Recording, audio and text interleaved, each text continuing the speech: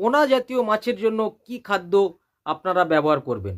পোনা জাতীয় মাছ প্রাকৃতিক খাদ্য জুপ্লাঙ্কটন এবং ফাইটোপ্লাঙ্কটন খেয়ে কিন্তু এদের স্বাভাবিক বৃদ্ধি ঘটে। সেক্ষেত্রে আপনারা এই প্লাঙ্কটন উৎপাদন করার জন্য জৈব জুসের প্রয়োগ করবেন। ইস্ট এবং গুড় দিয়ে জুস প্রয়োগ করবেন, সঙ্গে ডলোমাইট যদি ব্যবহার।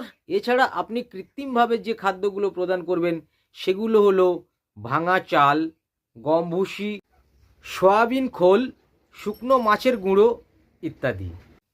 পোনা মাছ বা কার্প জাতীয় মাছের ক্ষেত্রে মোট মাছের ওজনের 8 থেকে 10% খাদ্য প্রদান করতে হবে প্রথম 1.5-2 মাস। তারপর মোট মাছের 4 থেকে 5% হারে খাদ্য প্রদান করতে হবে। পোনা জাতীয় মাছ